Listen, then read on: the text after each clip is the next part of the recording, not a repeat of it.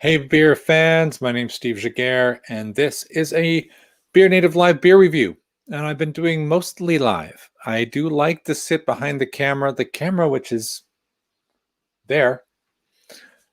I like doing those because I can control the environment a little bit more. And if something goes wrong and if the internet breaks, we're all good, right?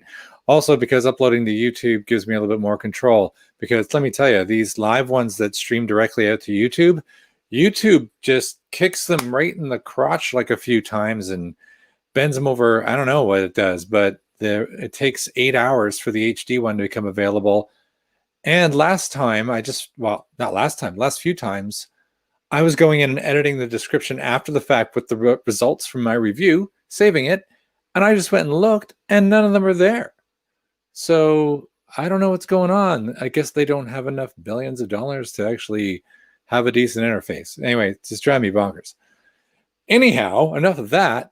How about the beer we're going to try today? Well, I'm excited because I like Buxton Brewing. It's near me where I live, and they have an incredible selection. So let's introduce you to Buxton. Let's flip gears.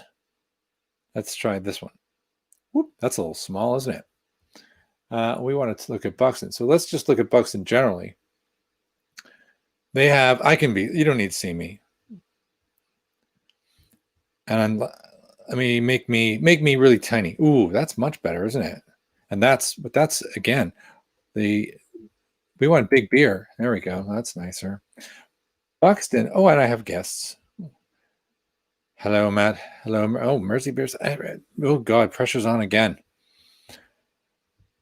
Monday reviewing. So if you not just, what I like about Buxton is not only do they have a great selection of beers, they have a lot in the shop. This is the shop.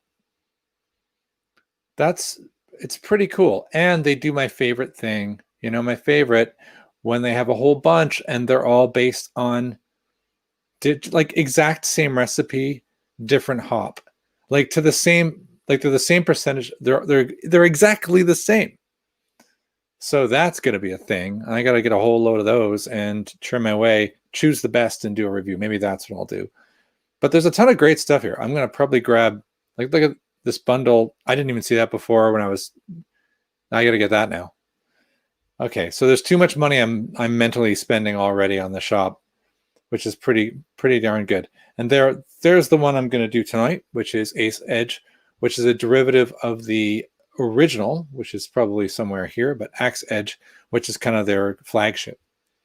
Actually, there we go. If I just switch gears over to here, it's a 6.8% Ace Edge India Pale Ale. The only thing that makes it different from the Axe Edge really is the Axe Edge is here. And it's kind of identical, but it doesn't actually tell me what the hop is or hop variety. I don't have a can to check. It might say right on it for all I know. I haven't got it there for comparison. If anybody watching knows more about Axe Edge, please provide additional detail and I will make sure the world finds out as well. But the Ace Edge is using Sorachi Ace, which is cool. So if you know, is it Sapporo, who made this Japanese? What's weird about this one, I've never had it on its own more than once, maybe.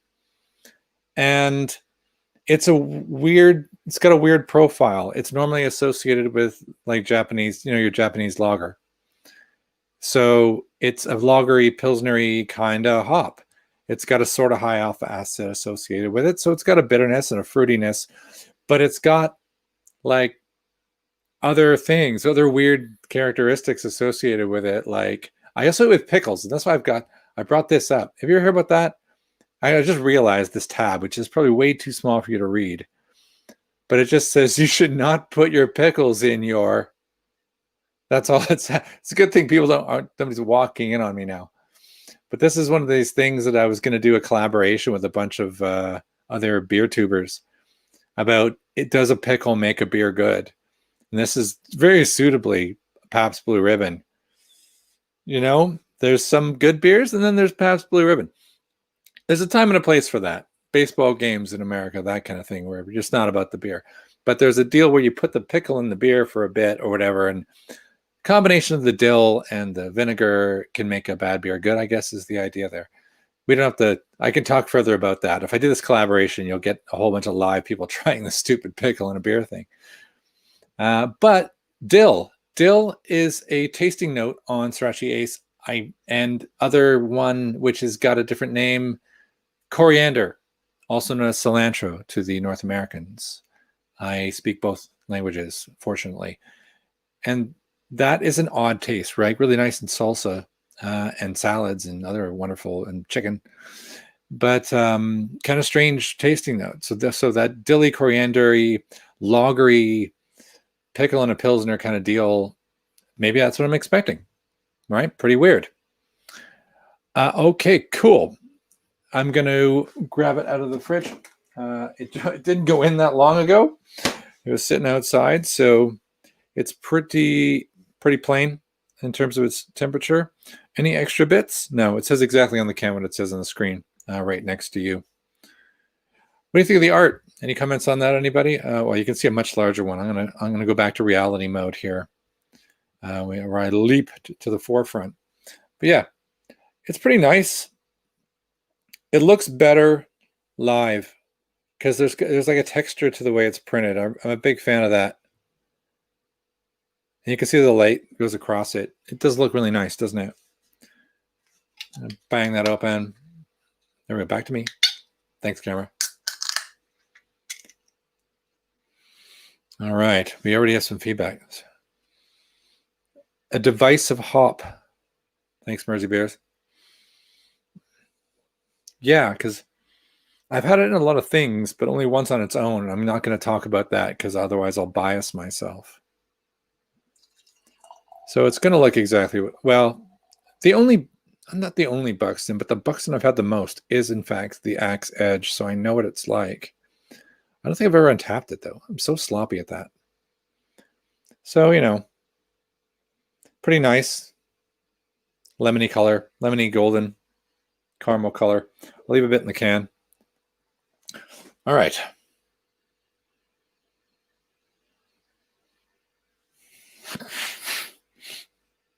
So for an IPA,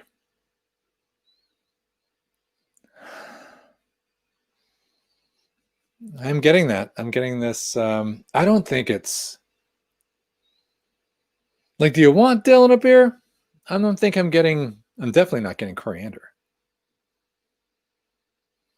You know, people like to say when they don't like a beer, they say it tastes like wee, or they taste like, I don't know, whatever synonym you want to use for bodily fluid. But I'm going to try it. It smells along those lines.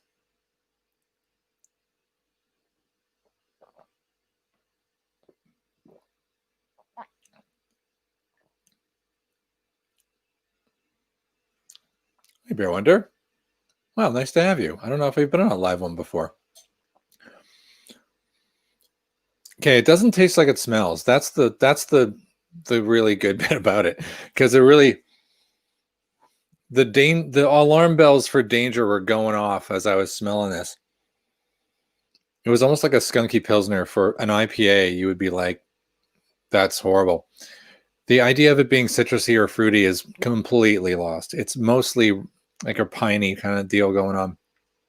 But is it pickly?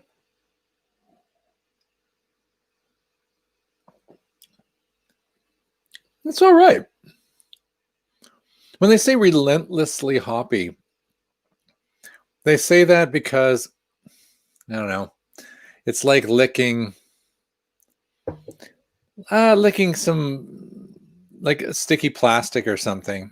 It's got a really heavy resin that lingers. I think this would really annoy some people. This one, it's really, really, it's got some real oomph to the bitter. But I don't think this particular one is particularly characteristic. I'm not getting, it doesn't remind me of the previous one I had that was based heavily on Sorachi Ace. It's all bitter. There's none of the tasty bits that I was expecting or kind of hoping for on the nose or even on the sides. Like, it's a very blunt, bitter IPA. If that's what you like, go buy it by the boatload. It's okay. It's just for me, I expected a lot more from it, a little more to be more unique, but it's a single hop variety, right? So that's what we get. I got a few people actually. Yeah, 3 of you in the which is sweet. Actually, 3 really. If I was, I would rather have you 3 in the chat than like 50 people who don't know what they're talking about. It's really cool who's watching this right now. I'd like to anyone in the comments with notes on Sorachi Ace or had it before. I like the idea that it was a dividing hop and you like it in dark beers. I think it belongs in dark beer. Actually, now having said that, because it would give something dark this real kind of oomph and punch. That'd be nice. It does feel a little bit strange. I did a live thing recently, and this will be the thing I end on, a live collaboration thing where we talked about the concept of a white stout. So things you do to try to make a light beer feel like a dark beer, essentially, is what a white stout is. And this hop might be actually pretty well placed to be a part of that kind of style. So maybe that's a good place for this. I'm going to score this up, though. I held it. I love not just the art. I love the attention to the wrapping because it's really quite nice from a marketing perspective. I guess this color appeals to me. Their website actually, I feel I should give points for websites, but that's really nice. So I'm going to give it a 6 out of 10 on packaging, and in terms of uniqueness, well, it's a single hop variety, but I actually give a little bit of a bonus for that because you're kind of taking your life in your hands when you do that, because people judge you. You're like, well, I gave you something that was quite special. It wasn't about me. It was about you, I think, when people do that. So I'm going to do it, and I'm going to give it a little bit of points for the daring of creating single hop varieties, which they've done a lot of. So it is unique in that sense. So I'll bump it up to 4. Is it accurate? Well, it's accurate. So it's single hop variety. So it's exactly what I expected. It doesn't matter whether I like it or not. So that's 14. And do I like it? Do I think it tastes good? I think it's growing on me. It smells weird, but that's easily solved by pouring it in my face. And it has no effect. Probably a 7.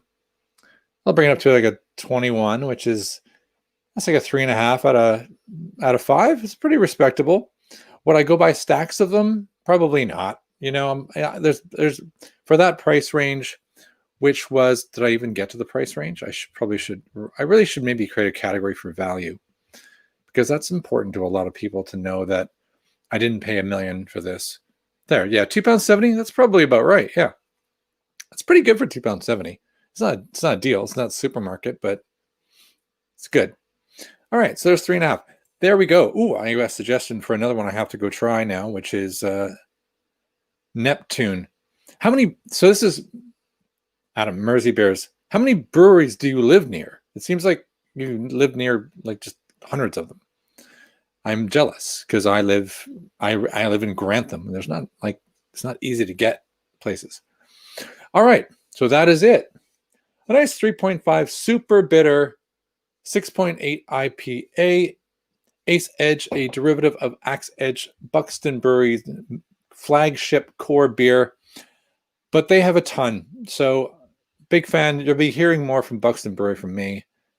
Thank you for watching. I'm going to sign off now, and thank you everybody who participated today. This is probably my biggest live viewership. My name is Steve Jaguar. I am known as Beer Native. If you're not already subscribing to the channel and you're watching this in the future, tell your friends. And if you're watching the live chat and you can see it ticking along, there's some pretty cool people in the live chat too. If they've got a channel, go check them out. All right. I'm trying to hit the brand thing and I'm fumbling. Keep drinking good beer. Bye.